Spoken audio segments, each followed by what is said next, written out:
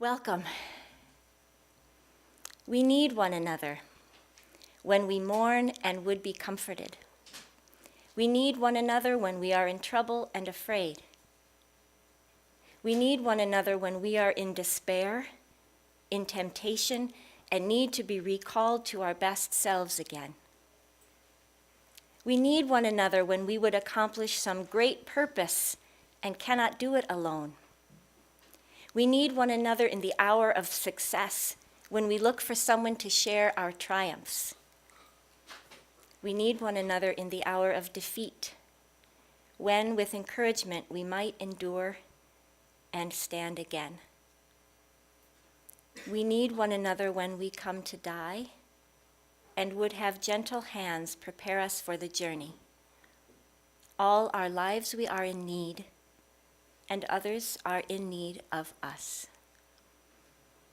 Leah Hargrove is director of Bismarck Global Neighbors and founder of that organization, which is about 2 years old, which works to connect immigrant and refugee people with people who already live here, essentially. And her background is in international relations, and she did some studying abroad. And you know me already, and I'm not going to say very much, but I will just introduce the topic a little bit for us, and then Leah has some insights to share, particularly on how we can help our children at various ages in life live in and appreciate intercultural experiences. So I think that will be very, very beneficial to us.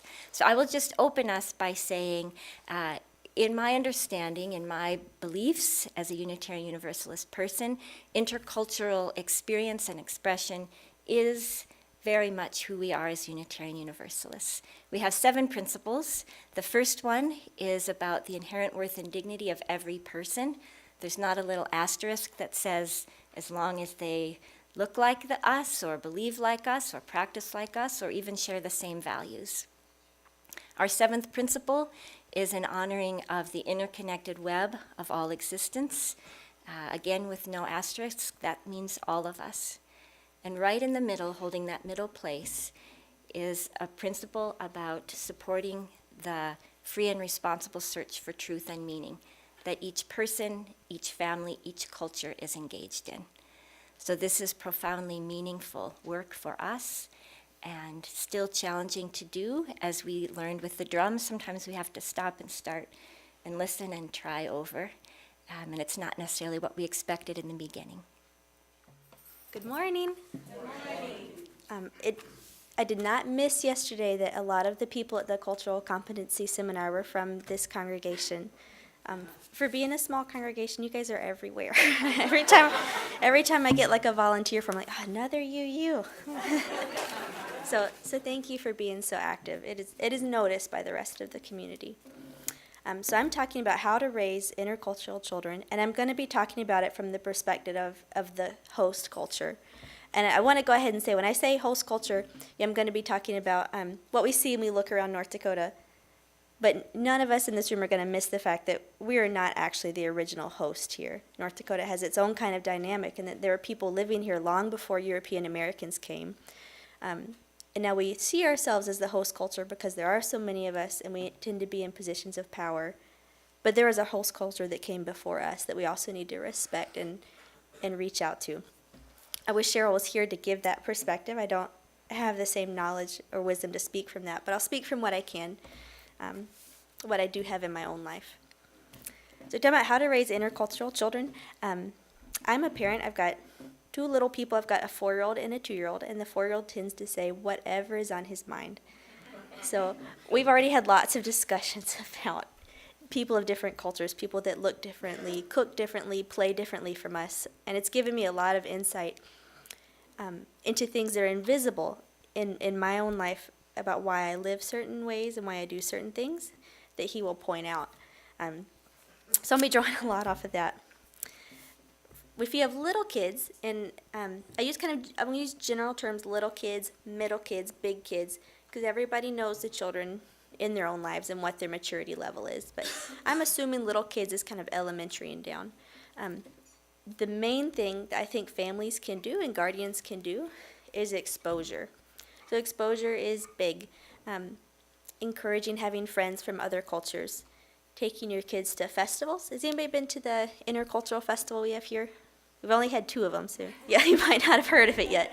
It's super fun. People wear clothes from their traditional cultures. There's food, there's music and dance. That's a good thing to take kids to because they learn that cultures are fun.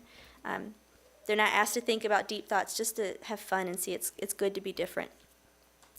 Music is big. You can play music in your home. Movies from other cultures, just letting those little kids see that people are different.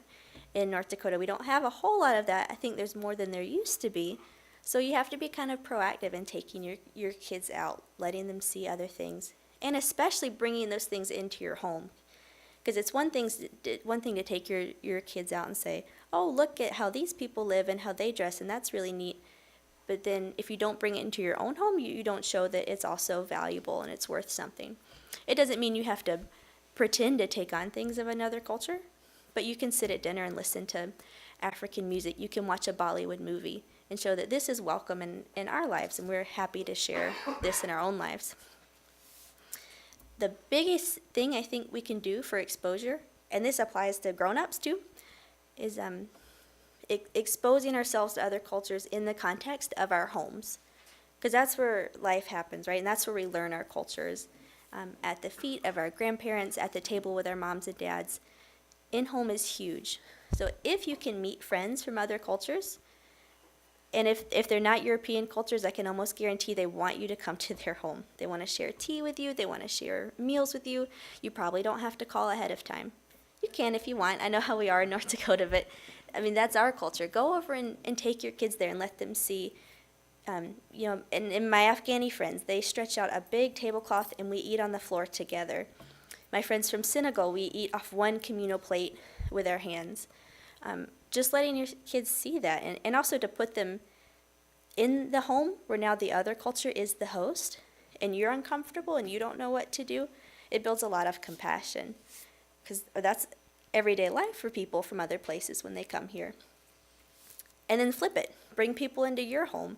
Show your kids we want to have other people in our home. We want to build real friendships with these people, not to see somebody that's different and just talk about them, but to build a relationship with them and have them ask you questions in front of your kids.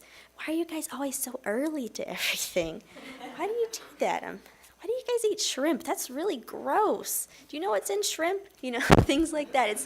It's good to bring people into your home. So now I'm going to bump up. We're going to talk about middles. So for kids that are kind of getting past elementary school, starting to ask some questions about their world, continue that exposure, and I hope you continue for your whole lives, but add openness. So really allow and encourage questions, even ugly questions. I think a lot of times in this culture and the culture I grew up in, ugly questions are kind of hushed up. Don't say that. Don't do that. Don't point at somebody. But it doesn't address what your child is trying to learn and how they're trying to figure out their world. So letting your kids ask, Mom, how come we go to our friend's house? It smells so funny. What are they cooking? It smells bad to me. Not being like, well, that's rude, but saying, well, they cook a lot with fish and we don't. What do you think our house smells like to them? Because we cook a lot with beef. Helping your kids see that, letting them ask those questions. I get from my son, Mom, why is so-and-so so loud all the time? They're so loud. Or for our refugee families, Mom, why don't they have any toys? Or I don't like their toys. I don't want to go play over there. They don't have good toys. And helping my 4-year-old understand that they didn't have anything when they got here. If our house burned down, would you have any toys? Well, no. What would you play with? I don't know. I guess I'd ask my friends for toys. Yeah, so maybe that's what they did. Lots of questions, and I know this is a place where you're encouraged to ask questions anyway, and I don't think any of you have trouble letting your kids ask those questions, but it's really important that we don't shame our kids for asking ugly questions, because whether or not it's out loud, it's in their hearts, so you might as well get it out on the table and talk about it. And at this age, too, I think it's a good time to start juxtaposing against our own culture. So if you get a question like, Mom, my new friend from wherever really smells funny, asking, do you think you ever smell funny to like if you went to a different country, maybe you would smell funny. Oh, I don't know, maybe. Things like that, really starting to get kids to see that they have a culture. Because a lot of times we take our culture for granted, it's invisible, particularly if you're a member of the host culture. And everywhere you turn, there are people that look like you, speak like you. You don't realize that this isn't de facto humanity, that you're coming from your own particular culture. This is also a good time for these middle-aged of kids to talk about immigration and immigrants. They can kind of conceptualize, because maybe some of your kids by now have switched schools or moved to a new town. They can start to understand maybe what it feels like to be an outsider. So start to talk to your kids if they have immigrant friends in their classes. What would it be like to move to a new school?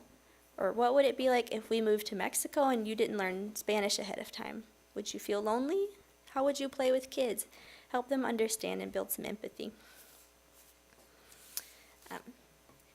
Then as we move on to big kids, but also for ourselves as adults, I think a lot of us are still in this phase of exposure and being intercultural humans. We continue the openness that we had with the middle kids, but adding immersion. So at this age, I really try to encourage, like I just spoke to a high school group on Friday, and they've been talking about paradigms and understanding cultural paradigms, and I think that's really age appropriate. So for example, if I've got some friends from Congo, and sometimes they just show up at my house, and that's fine for me. It makes my husband really uncomfortable. Why don't they call? Because I'm not always dressed, and and like the house is a mess. I don't know why they do that. So we're having a conversation with him. Well, in our culture, we always call. We don't come over uninvited, and it's rude to do so. Why? What are the values in our culture that we don't do that? So like North Dakota, privacy is a big one. Having like a clean home, and which is a way to be welcoming for us, that's a big one. We want to be prepared, very structured. And then kind of looking at what in the Congolese culture is, what are their values that you can come over uninvited? Friendship and trust, knowing that your friends are always ready for you and want to have a relationship. Those values are equal. Our values aren't worth more than theirs, but they are very different. And so we have to look at the paradigm so we don't think that's rude that they do that. We can still say, I don't like that that's how they come to my home, but I see that they do that because they value our friendship and they feel safe and comfortable with us, and I like and I respect that. So helping these high school kids or even middle school kids to look deep into their own paradigms. Why do we do some things the way that we do? And is it worth more or less than why other people do things the way they do? Another one that I got from the seminar yesterday was talking about arranged marriage, which if you ask any American teenager, they just want to vomit. Like, that's the worst thing ever. Let your parents pick your spouse. And I grew up thinking, oh my, arranged marriage, that's like slavery. What a terrible culture. What terrible people that still do that. And then my son was born. I thought, yeah, this is a good idea. Yeah, right? I'm totally on board with arranged marriage. Why do we stop that? So, getting high schoolers to think about that too. Like, for you, what is your highest value that makes you hate the idea of arranged marriage? In the U.S., it's freedom. But in a culture that values arranged marriage, maybe it's stability. Maybe it's the importance of your elders to have influence on your life. And talking about, is one really worth more than the other? Another thing that I think is really, really important in this age, and is the reason why I was asked to speak at Century on Friday, is to address indignation, which I think at this congregation we're probably less present than in other places. But if you look around at discussions going on in the news, like if you think about the issue of the NFL and the flag stuff, people just immediately, right, like hackles up, indignant. And it's really important for us to talk to kids. If you feel offended with a disagreement of someone or through somebody's culture, we need to look down at those lower paradigms. Like Karen put in your bulletin this morning, the iceberg, right? So I think it's really important to think about our paradigms this way. So we're switching with this high school age to these things under the surface. Most of our daily lives, we're functioning above the water, right? Everything's face value. But the reason why we do the face value things is because of the things under the water. So helping our high school students or our really mature middle school students see and understand those things. Sometimes things that I see in the community might be, or even within myself, like let's say I've got some refugee friends, and one time this mom was expressing some frustration that she couldn't get the health care that she thought she deserved being in North Dakota, and she could when she lived in New York. And I realized inside myself, I was thinking, gosh, she is so ungrateful. Like, shouldn't she just be happy to be here at all? And then, like, I had to check myself, like, you know, like, this is coming from my own place. What is she really feeling? And why do I feel like I have the right to make that kind of judgment about her? Or why do I feel that she doesn't have the right to feel frustrated at our culture? You know, sometimes I think as some Americans, we feel like this is the best country ever, and if you don't like it, you should get out. And, you know, that it's not how it works. And people that live here can be really grateful to be here and still be frustrated. That's fine. Even like I do this work almost full time, and I find these things in myself that if I'm not looking down there, will just fester and grow. So you have to kind of look in and be like, it's not an okay thought, Leah. Let's check that and examine it and try to rework it. So your high school students might not be having a lot of frustration or ingratitude at people coming from other places, but a lot of them are. You know people in town say things like, if you come here, why don't you learn English? Why don't these people just get a job? Stuff like that. And if you haven't had the experience of starting your life over, if you haven't had the experience of not speaking the language of being an immigrant, it's really hard to understand and to be empathetic. So I really try to encourage Americans and the host culture coming into this work to check a lot of our gut reactions to people and try to think about where they're coming from. And the other thing I said was important for this age group was immersion. So it might not be appropriate for little kids. You probably don't want to turn them loose. But big kids, like end of high school, early college, this could be a really good time to talk about cultural camps, language camps, or especially study abroad. I know I wouldn't be doing this work with immigrants with any sort of success if I hadn't had some experience abroad. And I just lived in France, which, you know, is pretty much the U.S., right? Like it looks the same, they dress the same, go to the same kind of churches. But it was different, right? It was different for me. And I remember my first full day there, I woke up and I got dressed.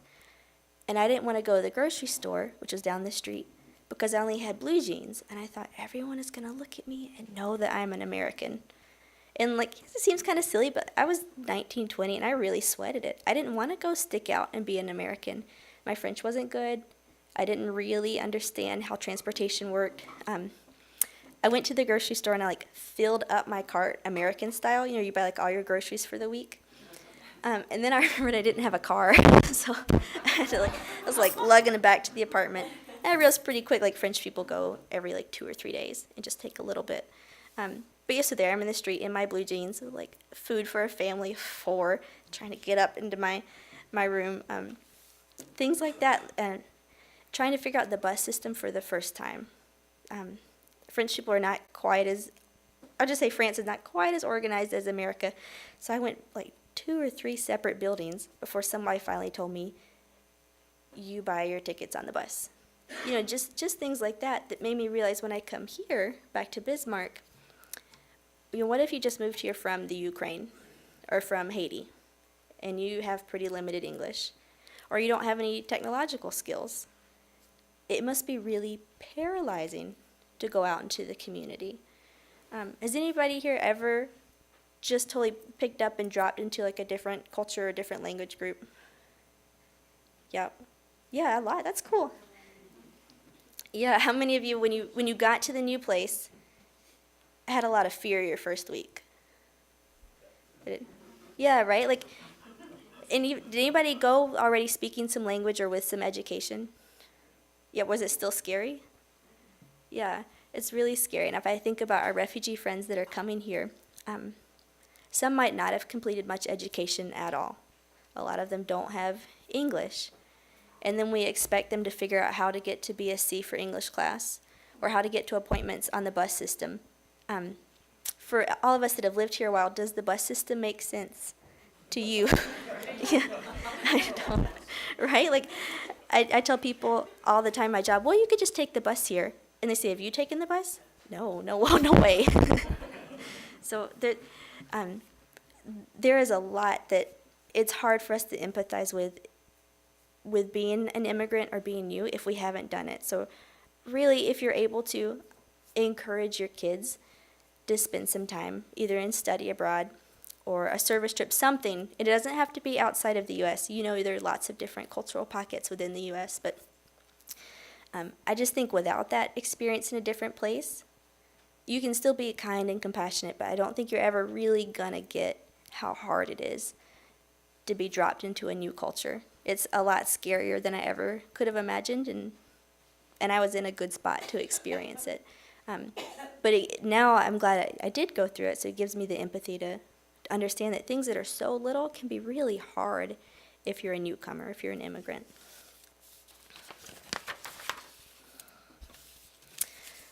So I've talked a little bit about raising kids within the host culture. I was hoping that Cheryl would be here to talk about what it's like to be outside of what we consider the host culture and those kind of things. I'm going to try to fill in the gap as much as I can. Obviously, I can't speak on what it's like to be Native American in our community. But I want to speak a little bit about growing up in the South. I grew up in a really diverse county. It was really cool. It was about a third white, a third Lumbee Indian, and a third black. And the interesting thing when you're growing up in side-by-side cultures, I found, is that you take a lot of things for granted. So I remember the first time we had a student from Mexico in my school, everybody was just, oh! I mean, like the black kids, the Indian kids, all of us, we just thought she was so different.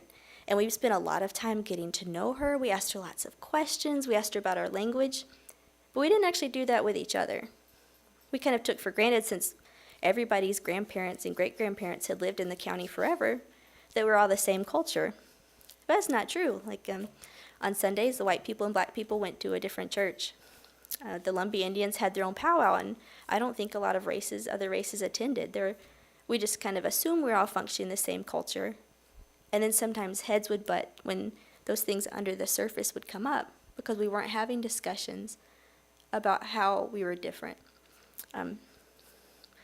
So I think it's important to help our kids and ourselves identify our own culture and why we hold certain values. I know certainly in my family sometimes I would hear from older people frustrations about the other groups in my county, but we wouldn't talk about what our culture was. We would just assume that this is how you do things, and the other groups are doing it kind of wrong, or they're doing it okay, but it's not the best way, instead of looking at, okay, our family are Scottish Presbyterians, and we're really uptight. And is that really the best way to do things? We get frustrated if certain groups of people are laughing at church or run around, but is it really the best to just sit there and never clap and never say anything? We didn't talk about our own culture. I also want to talk just a little bit before I hand over to Karen about addressing how to raise non-host kids to maintain their own culture within the host culture. I can't speak at all what it's like to be non-white within white North Dakota. But I know that all of us here in some way are excluded from the host culture. Nobody's totally mainstream, right? Nobody wakes up and everyone agrees with them, and everything on the news is what they believe in. All of us are a little bit excluded from what the ideal American culture is. So the things I suggest for those of us that really see ourselves as minorities or who are refugees or immigrants, as well as those of us that are within the host culture but see some ways that we're different. I have 3 kind of words I want to give to you. So the first one is celebrate. That's an easy one. That's something everybody likes to do. So holidays, music, festivals. My family's background is Scottish, so we go to a lot of Highland games. And we don't have any connection to Scotland. We've been here like 300 years. We don't know anybody in Scotland. But it feels good for us, though, to say there's something about my family that's different and that's special, and we like bagpipes. That's something we've got. That's true for every culture. There's something that your culture has that you can teach your kids. This is special, and this is ours. But also to share. If you have something you can celebrate, invite friends from the host culture. If you just do it, I think, with your own family group and your own little group, it teaches your kids that maybe it's not worth sharing, or maybe we shouldn't tell other people because they won't get it. Teach your kids this is something so cool, we got to share it with other people. I remember taking my best friend Brittany, who is African American, to a Highland Games, and she told me, "God, you guys are so weird." she's like, they're wearing skirts and they're running around with these big poles, and the food's not very good.